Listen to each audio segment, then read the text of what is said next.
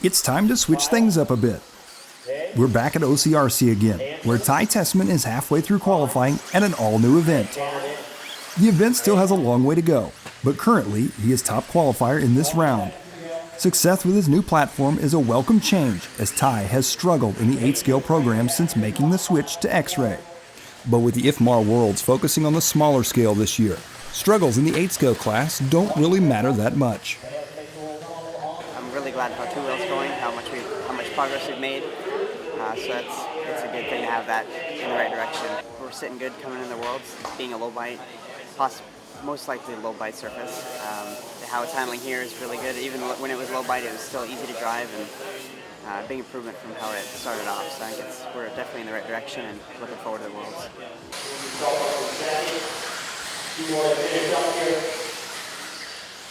10th scale 2-wheel drive and 4-wheel drive is the main focus for the rest of the season, and as a result, we find ourselves back at the world-famous OCRC for one of the biggest 10th scale meets of the year, the Surf City Classic.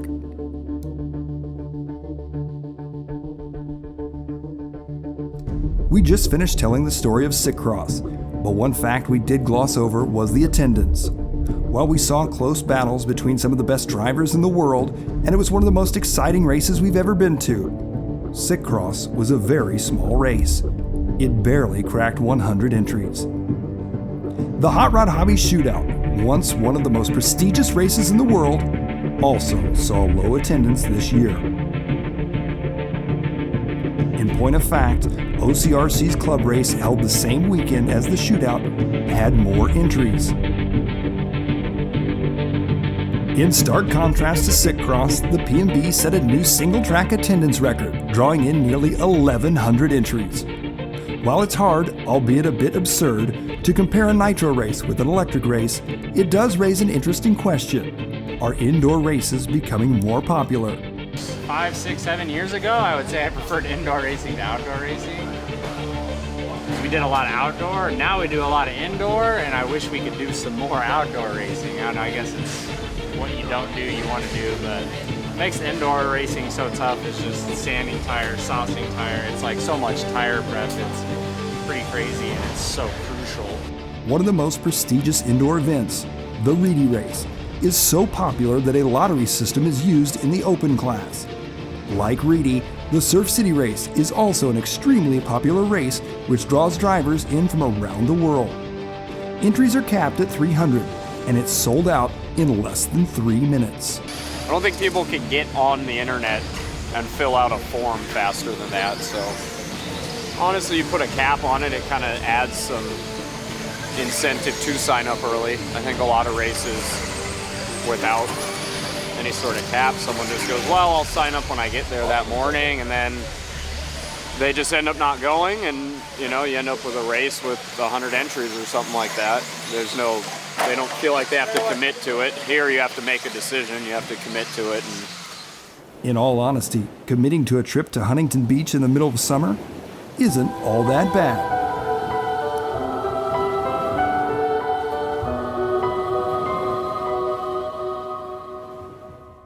While the leaves are brown, when the sky is green, I've been for a walk, what a way to see.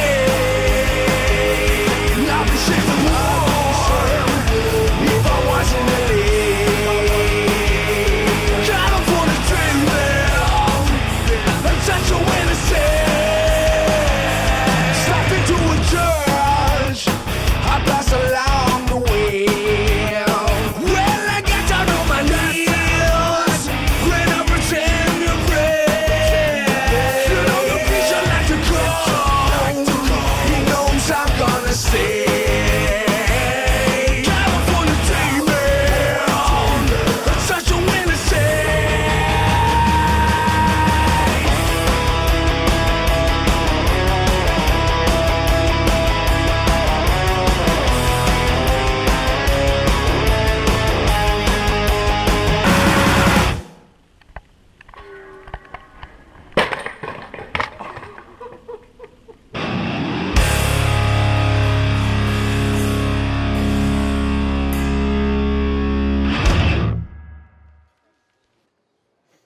In only 10 years, OCRC has etched out its place in RC history.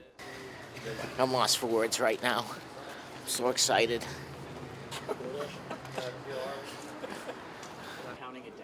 As a storyteller, it's hard enough to separate OCRC from the Reedy Race, with OCRC being the host facility to one of the most important races in all of RC.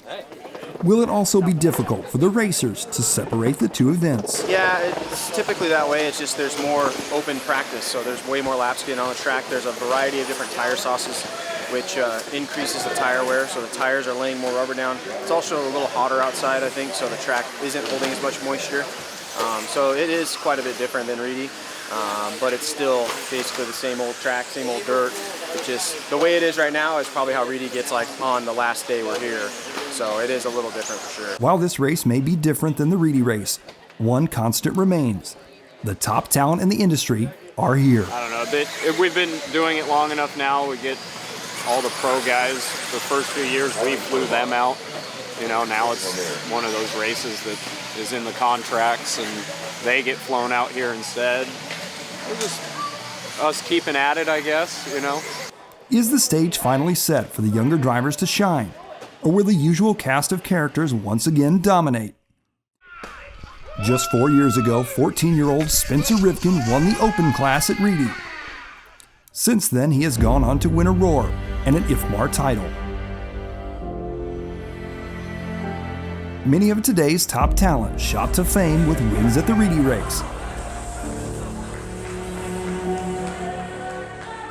None more so than Ryan Cavalieri, who has 4 Reedy titles to his credit. But how much longer will we hear announcers calling out names like Cavalieri, Maifield, or Tebow? I've had a ton of success. You know, we're good friends. I don't know as far as what his thoughts were past 2018. He's mentioned the thought of maybe retiring, something like that. So, but what is the shelf life of a top talent? And who exactly is Joe talking about? More on that later. Many are wondering, who is the next Tessmann, Maifield, or Cavalieri? Sadly, there really isn't a clear-cut answer to this. Many of the young drivers' careers are in such critical stages that they could go either way. One such driver is CJ Jellin. I think he's been doing really good.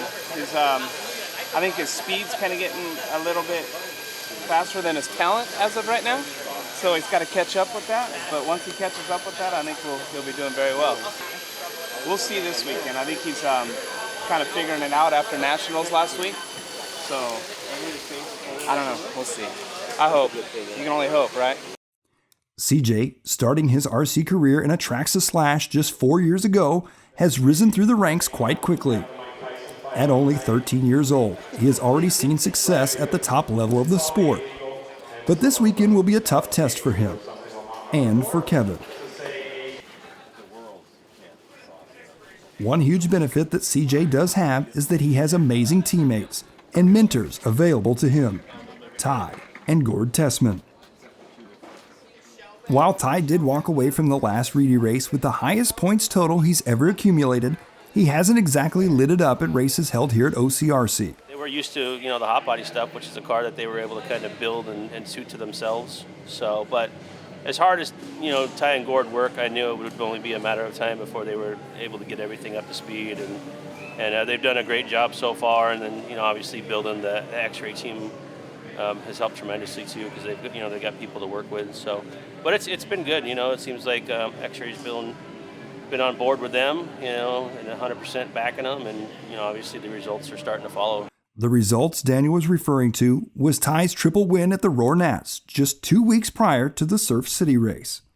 Ty did pretty good. He won all the classes, but it wasn't easy. Everyone says it was a sweep and walked away with it, but it's never like that. From the outside, it maybe looks like that, but it's always a tough battle to win.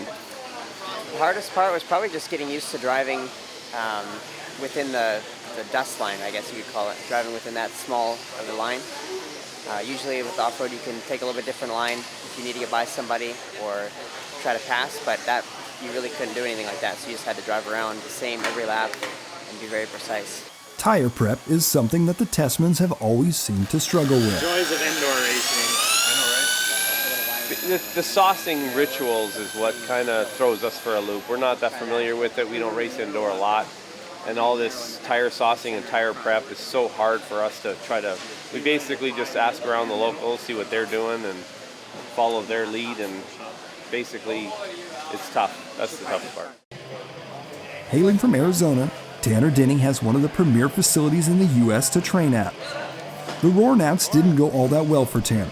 He was in the B mains for both premier classes. But this is now a brand new event.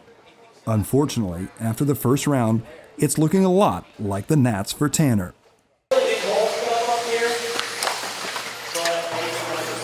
Full drive was not awesome. My car wasn't exactly on pace.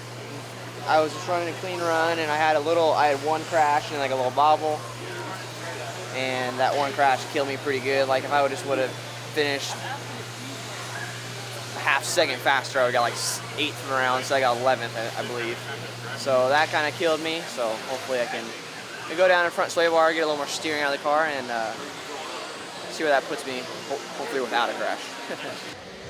While Tanner is a regular attendee in the invitational class at the Reedy Race, he has only finished as high as 15th.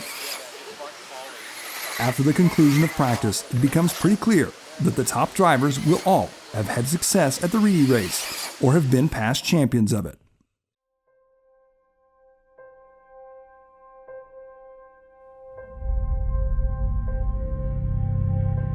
If you're a professional in off-road, there's 2 titles you want to win. You want to win the Worlds, or you want to be the invitational winner of the Reedy Race.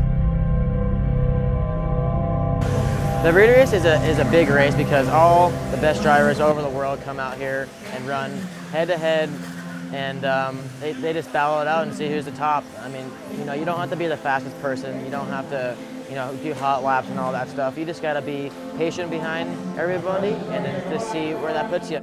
Coming off of another podium at the Reedy Race has given Ty a lot of confidence heading into this race, especially with his 4-wheel drive buggy. In point of fact, at the 2017 installment of Reedy, he was in first place after the 4-wheel drive segment. It was the 2-wheel drive buggy that kept Ty from winning it.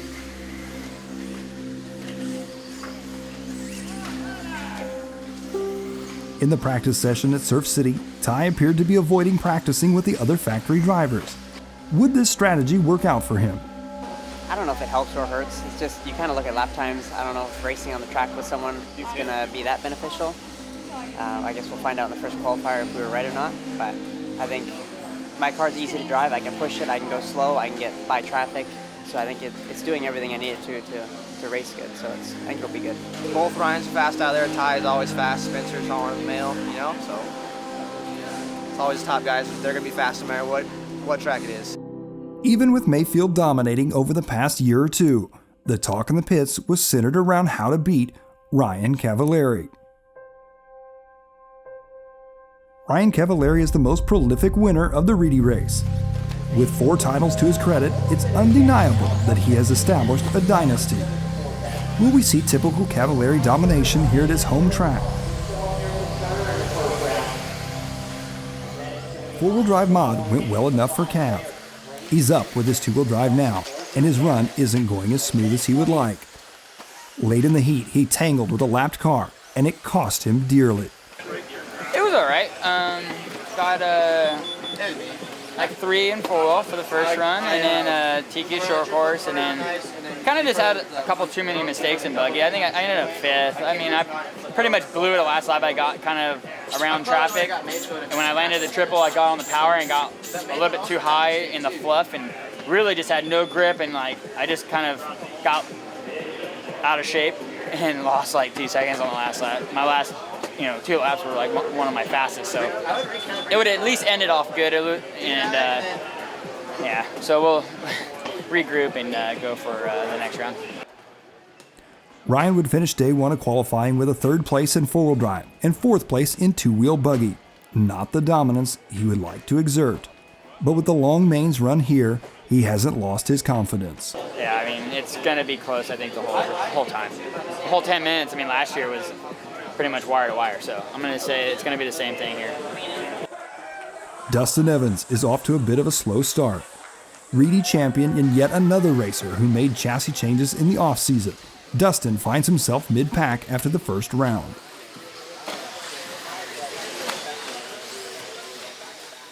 He's about to begin the second round of qualifying.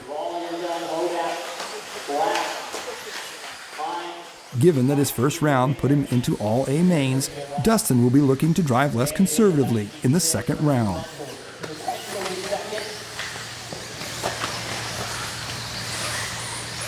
My car felt good and it came out running good, and he said I was on like really fast pace and I actually had a crash, fell off and then came back and got it by just a little bit, but yeah, my four-wheel was really good that run. I didn't drive conservative that time, I just kind of drove a little harder. Obviously it worked out a little better. This more aggressive approach to the track paid off in four-wheel drive. He put in a near flawless run and has earned the top qualifying spot.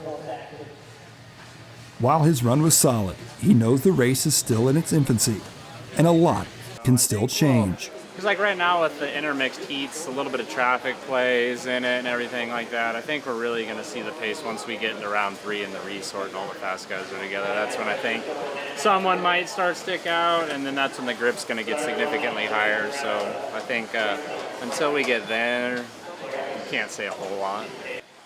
Round 2 just concluded, and like Evans, none of the drivers were all that willing to say who they were chasing in either of the premier classes. I think it's too early to tell, but after qualifying it'll be a good indication. Maifield, the final Reedy winner in the group here at Surf City, has just TQ'd the second round, and his lap times prove that he will be a huge obstacle for anyone wanting to win this weekend.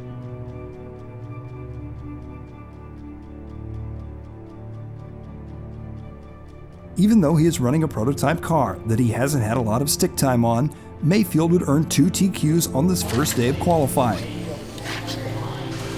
It was harder at the Nationals because I really didn't know anything about it, but since then I ran a couple days at home with it, learned a few more things and got to really good practice time here. And this track will tell you what's working and what's not working, and luckily I found a pretty good balance for the car, but there's still a lot of racing left, so might change, might not, but so far so good. Was it something different that Yokomo engineers have incorporated into their prototype car? She's right here. You can look at it with the body on. Or was it all driver?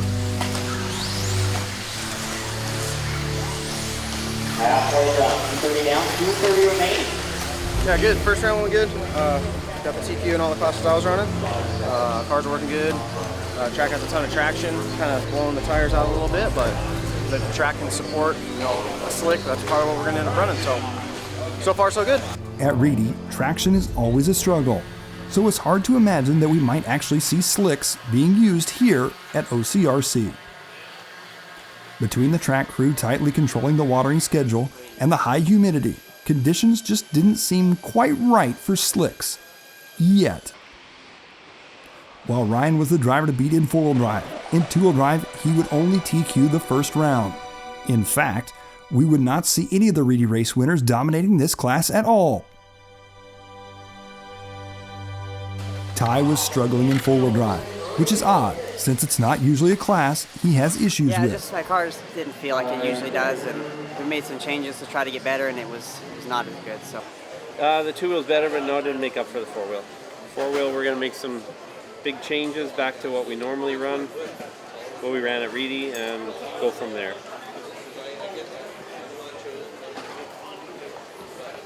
What chassis changes does the Tessmann camp have planned, though? If I told you, I'd probably have to kill you. it just didn't have as much steering as I'd like, so I was just trying to come in the corner, trying to turn in earlier, trying to muscle it around, and you just can't hang on to it that long, muscling the car around. Two-wheel drive felt good, just like last time, just eliminated the mistakes and just kind of cruised around. Ty would encounter brief spurts of competition from Evans in round 2 and Cav in round 3. But in qualifying, he really was on a slightly different level to the rest of the field. He would TQ the third round of qualifying in two-wheel drive, but would again continue to struggle with the four-wheel drive car, which was actually getting worse. Yeah, we went way backwards. We definitely went backwards.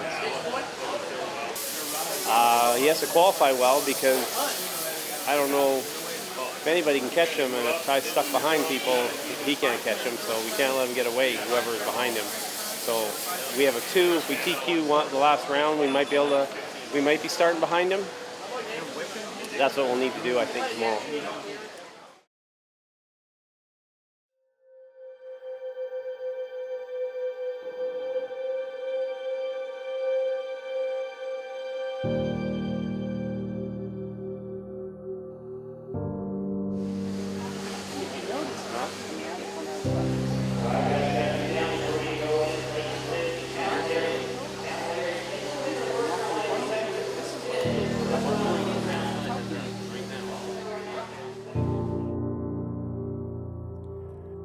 An interesting dynamic found at the RC track is the relationship between the highly competitive fathers and their sons.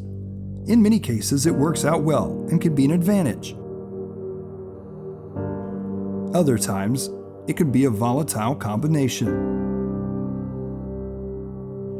For these ultra-competitive parents, watching from the sidelines can't be an easy task.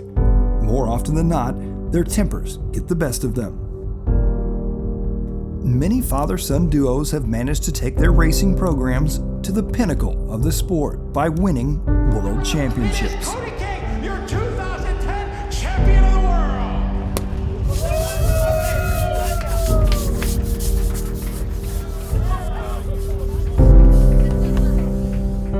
You quit doing that. Quit doing that. Try. Go forward. Stop. Yeah. Ty, who also reached the top level of racing at a young age and faced many of the same challenges, is able to help CJ navigate through the trials he will face.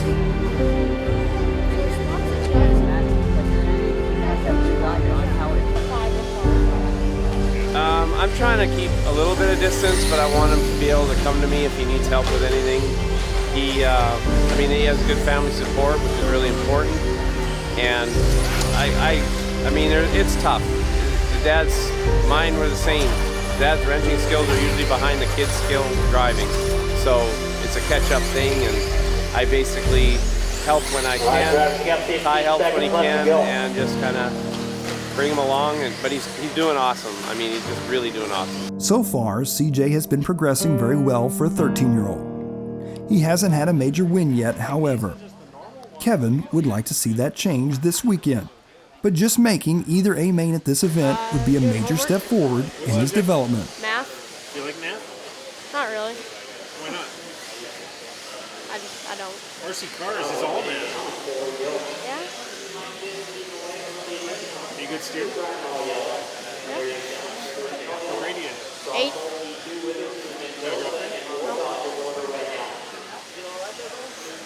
Huh? What did he say? Gotta take off so many days. Gotta make sure you get your homework done, right?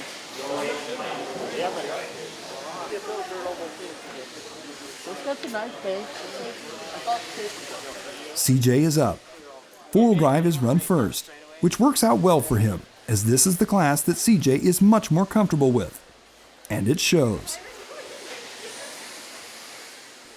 He puts in an 11th place finish, less than 100th out of an A main spot. Two-wheel drive, on the other hand, is not CJ's favorite class.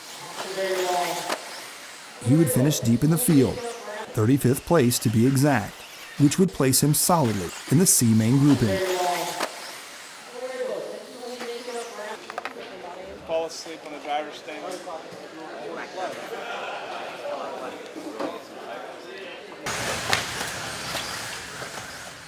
Round 2 saw him throw down another strong full drive run of 13th.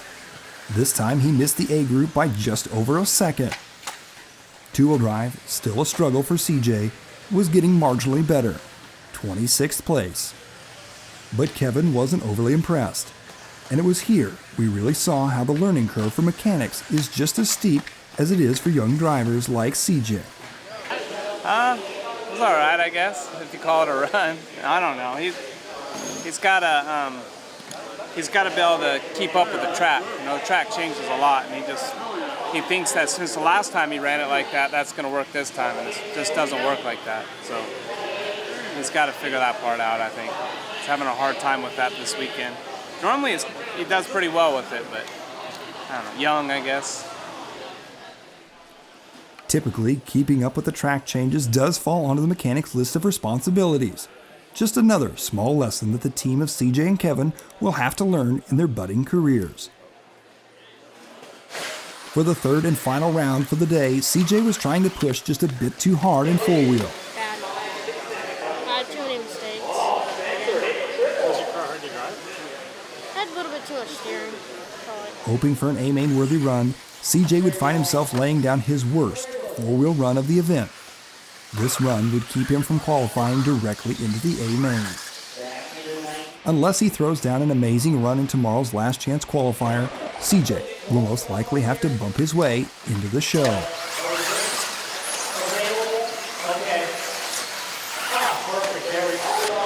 I will get there, I hope. Hopefully we get there before I strangle him.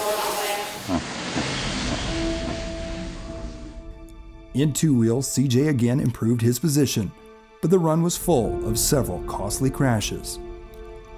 With each one, the weight of the world seemed to be put onto his shoulders. While his struggles are not the same as his young teammate, Ty's weekend isn't going exactly how he needed it to go. But this isn't the first time the Tessmanns have struggled. Their years of experience have taught them how to approach adversity. Basically, treat your son like you'd want to be treated. I think you have to have that mutual respect. Here at OCRC, we're getting some initial testing on the Positron tire by Proline. Doing it on two-wheel drive buggy, which is the most demanding car as far as tire wear. I threw them down on a pretty green track. We just rebuilt the track, so it's really wet. There's not a lot of rubber down, so it's the ultimate test, because that's when you're gonna have the least amount of grip. The first run, they were great. They came out and they were automatically better than anything I've ever ran on that green of a track. And they continue to get better. Another thing is the tread pattern. What I was most impressed with is the wear. I have about 7 runs on this particular pair, and they wear really, really nice evenly around the whole tire, which is important. And they've been great, so really impressed.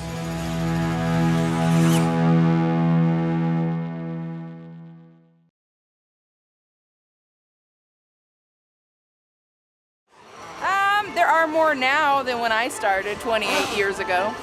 Like most motorsports, RC is a male-dominated sport. Okay, so it's very male-dominated. At the top level of this sport, there are virtually no female competitors with full factory sponsorships. This isn't due to bias, but rather due to the fact there just aren't very many girls into racing toy cars. With this lopsided male-to-female ratio, some of the guys try to make it an advantage for them, but most are just regular guys that don't really want to get beat by a girl.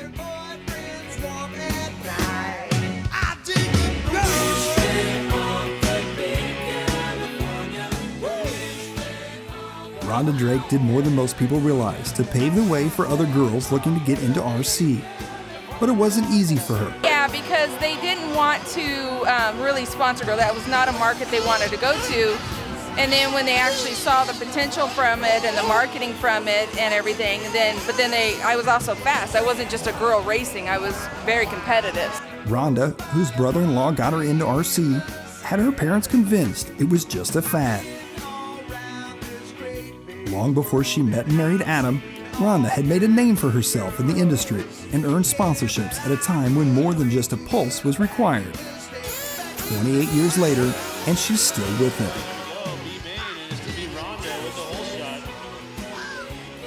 Interestingly enough, Kara got into the sport in a similar fashion. My brother actually started racing, and I didn't know that there was like this whole race scene to it. So I found out, and I was like, I need to go to the track, I need to check it out. And then he was like, no, I don't want you to come. So I go and I drove a short course, and I fell in love with it, and then raced ever since then. Dave Evans to your gun, Hopkins your gun, Harvey your gun.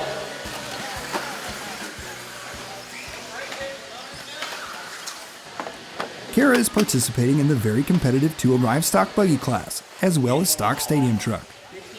She's having a bit of a rough day, and after qualifying ends, she's in the 77th and 31st spot in her classes respectively.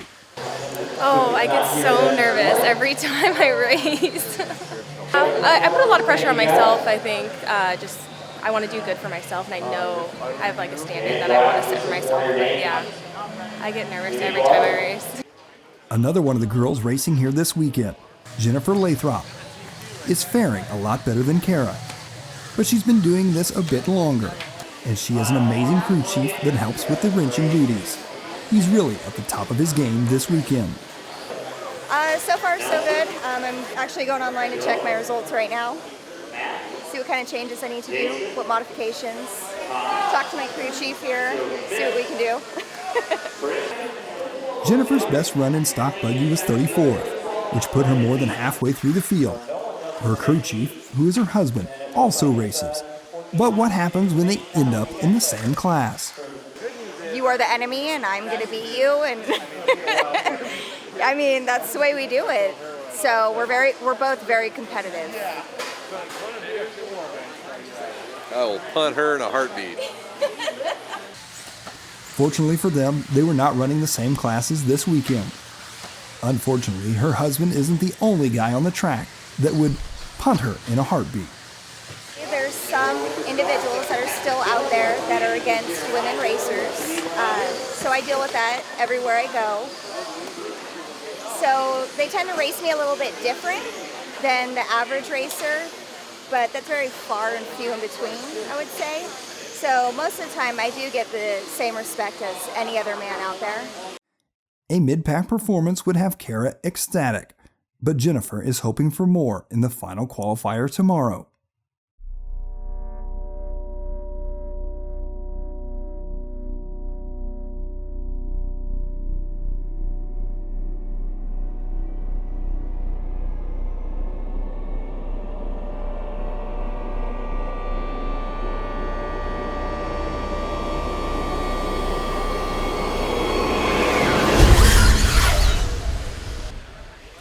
Sunday, the final day of the Surf City Classic, starts out with the running of the final round of qualifying. I've changed my four-wheel back to the way I've been running it all year. So hopefully it's good again. Maifield and Tessmann have their TQ spots already locked up in their respective classes, but the field behind them is far from set. CJ and Tanner will have one final shot at qualifying directly into the A's, instead of playing the bump game. I'm not driving very good in the class. Trying to drive too hard to make the car do what I want it to do, and I would rather not do that. And when you do that, then you crash. So, there's some people out there struggling in four-wheel that normally don't struggle in four-wheel. The track's hard. With all the little ripples in the track for the triple and stuff, that plays a hard little thought battle there. We'll see what happens. The four-wheel drive buggies are staged for the final time this weekend. Ty, starting from the 5th spot, will see just enough of Maifield's buggy to be able to pace himself in this stagger-started heat race. After changing nearly everything for this heat, Tessmann's run was his best of the weekend. He put in his first 16-lap run, which at least put him into striking distance of Maifield, but he was still 2/10 off of Ryan's pace. My car feels good again, just not fast enough now, so I have to figure out something to make it go faster. Maybe a little bit more stability. The track's kind of bumpy and grippy, so it's a little bit tough out there. Because it feels like I'm going fast, like it feels like I'm driving like normal, it's just not fast enough. In two-wheel drive, Ty would earn his 3rd TQ.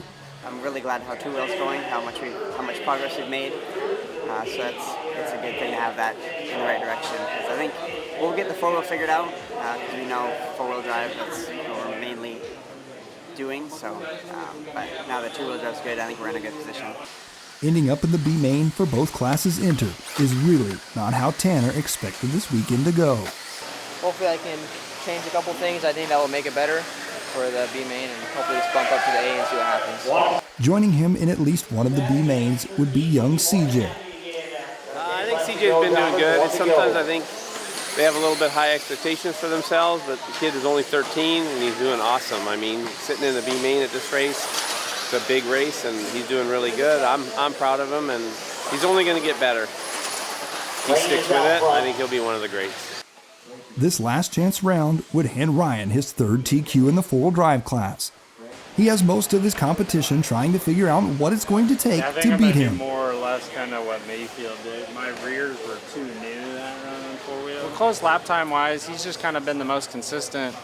But I think in the main, when you actually, like the previous round last night, he started behind me. I made a little mistake and then he got by me. And then once I was behind him, I was able to stay with him.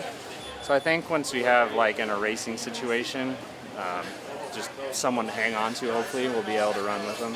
So far, no one really has an answer for him. You just got to set yourself up and hope he makes a mistake, which he doesn't do very often. I also heard it's a prototype car and then there's maybe some iffy parts, so we'll see. He's got to run a 10-minute final, so we'll see. I don't know. But hopefully it's a good race. I don't know. We'll see what happens. But you got to be consistent for 10 minutes, and the whole pack, I think, is going to be really tight. So it's going to be an interesting race for sure. For both Kara and Jennifer, the LCQ didn't do much for improving their positions. I want to say four wheels probably around the C or D main, roughly. And then two wheel, I think I'm around the D main.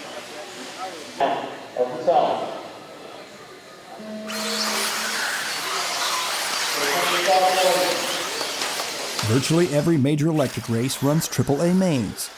This is a popular format as it rewards the most consistent driver with the win.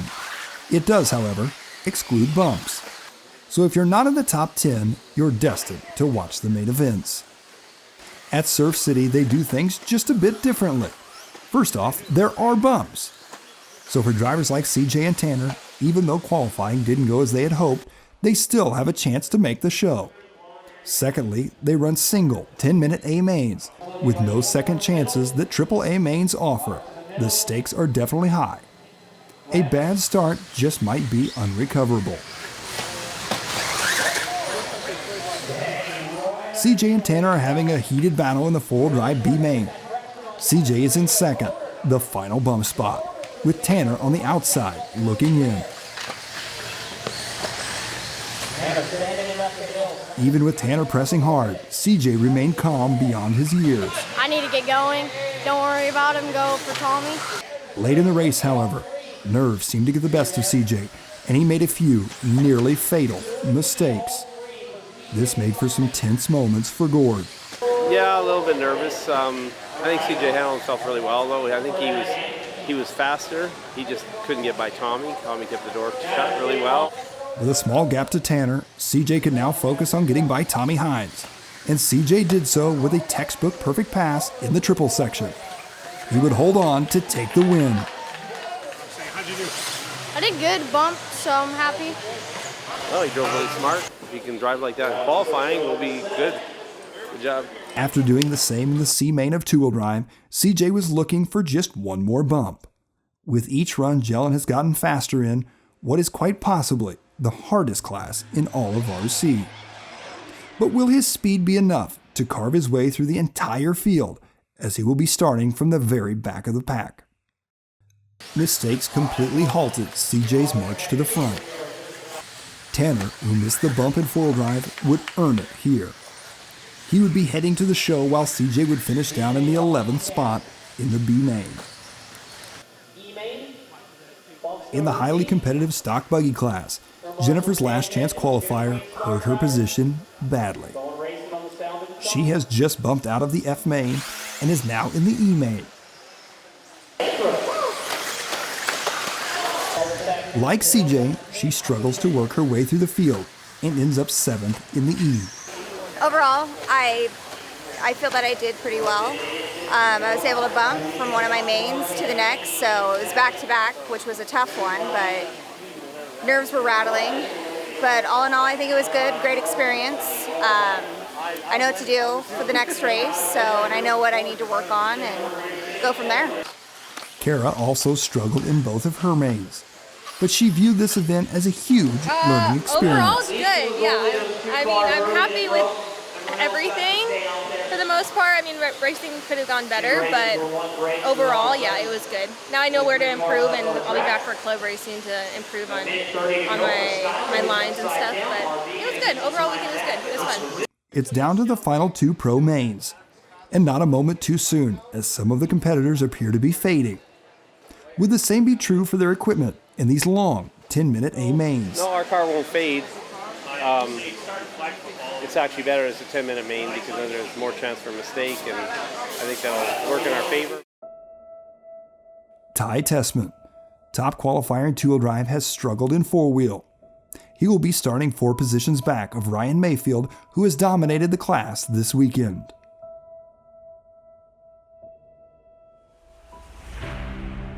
But with a 10-minute main event, anything can happen. Anyone could win.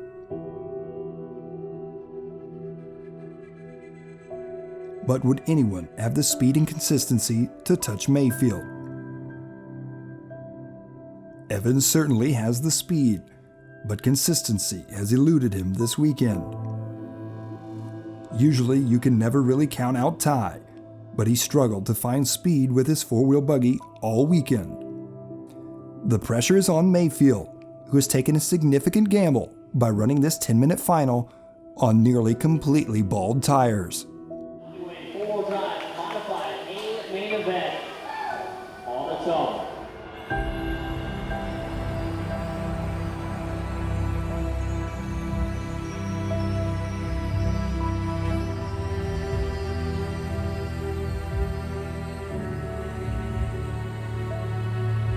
Never straying too far off the racing line, Maifield builds up a small gap early on in the race.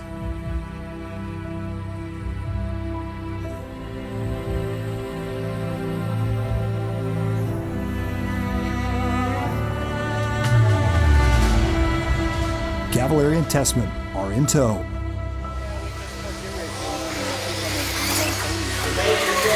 The trio pull away from the pack. With so many skilled drivers in this stacked heat, one mistake by any of the top 3 could put them deep in the field and out of contention for the win.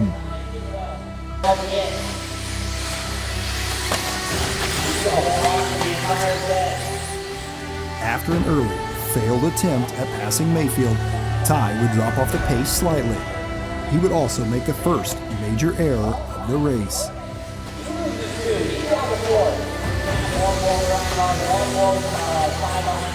He wouldn't be the last top driver to crash out though.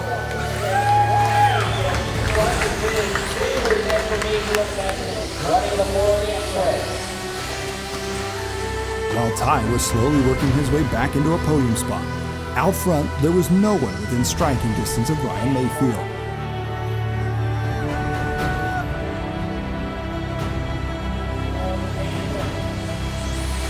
He would take the win with relative ease, capping off a near perfect weekend in the four-wheel drive class. But could he walk away from Surf City with a double win? Car was good, basically a slick at the end. Actually, I went out on slicks essentially. And the track is, as you can see, is super dark. It's insane grip. It's pretty damn difficult to drive. But you know, everybody's in the same boat. So luckily, once my tire sauce kind of wore off and my battery chilled out because we top charged it so much to make 10 minutes, it was good. The car was easy to drive. Did the same thing every lap. It was a good time. Had a chance to pass Maifield.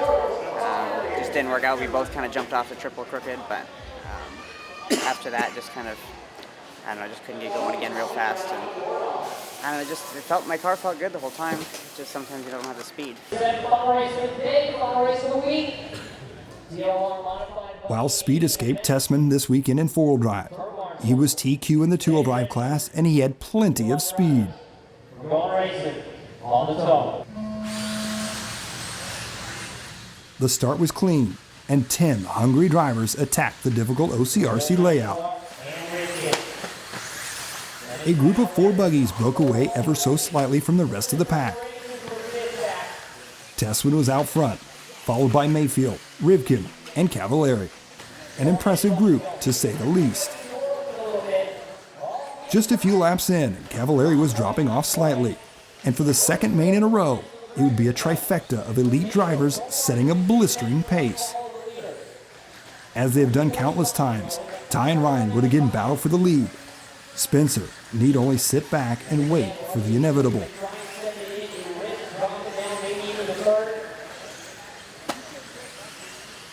Maifield's risky tire selection that paid off in the four-wheel class also looks to be working out for him here. He has just a little bit more speed than Ty, but it gets them both in trouble. I kind of went more in the middle of the lane. He jumped on the inside and I think he might have landed on top of me or kind of touched wheels, and then we both kind of couldn't make the second double, and then Spencer got in the lead. Spencer was now the benefactor of what might not have been the best racing decision. Ty pressed hard, but he knew that the harder he battled with Spencer, the closer Ryan got.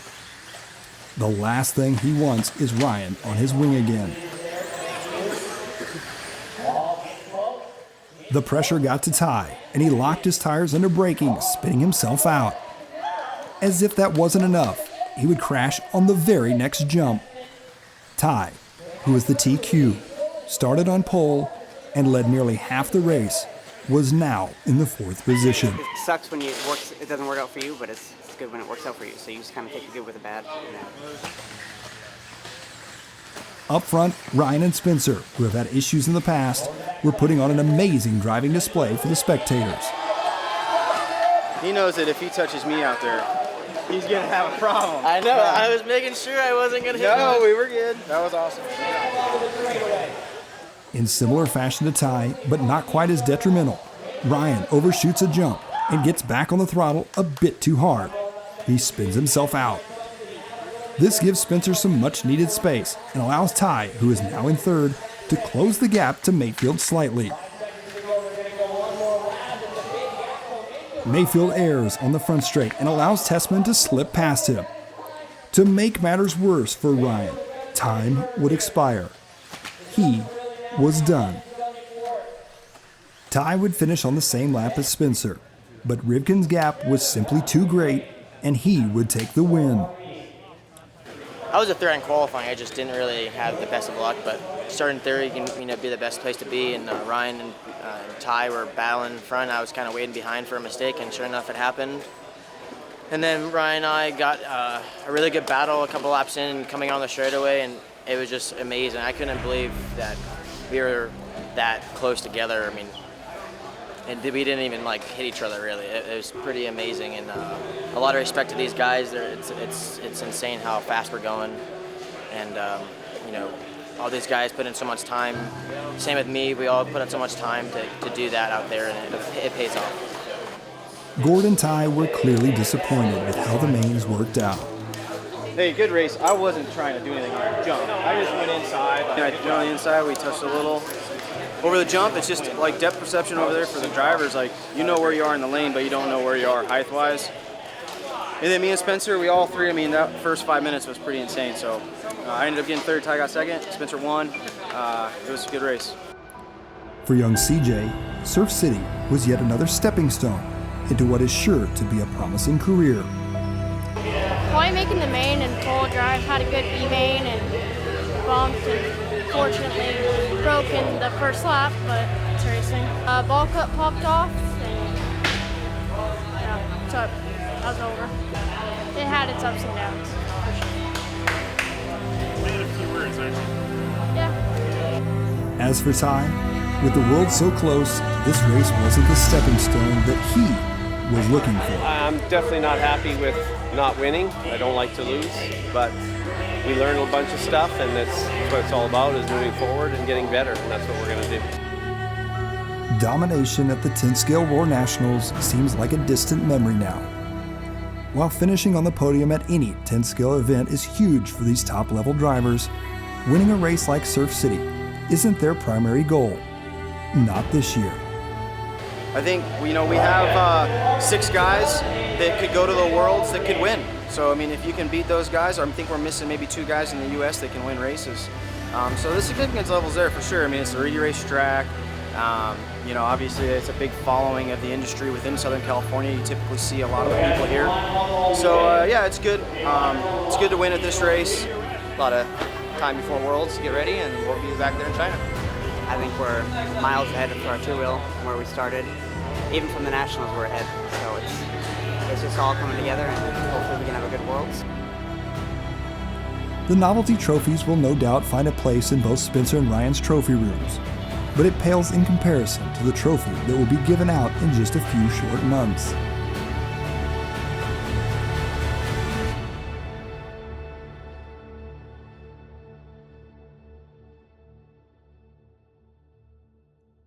While the teams heading to China for the Worlds have been focusing on improving their low grip setups, information coming from organizers of the Worlds have been scarce, to say the least.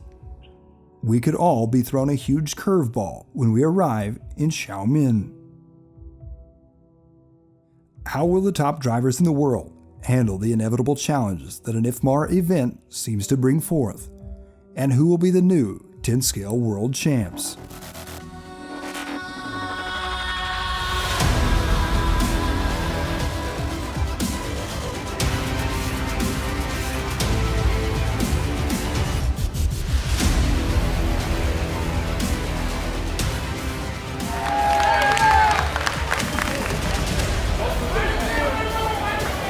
I haven't watched either of them fight a single match, but I say Mayweather just because.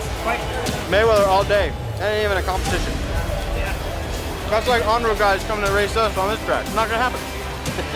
guys going to race on. Yeah, if I went to ETS, I'd be getting McGregor all day. It's not even gonna be close. Honestly, I don't care. They're both getting paid a crap load of money to beat the shit.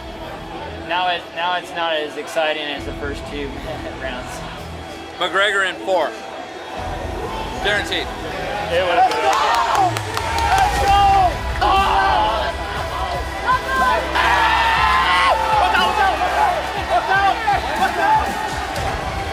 What's my money at? Oh my God, you got hit twice. See you later.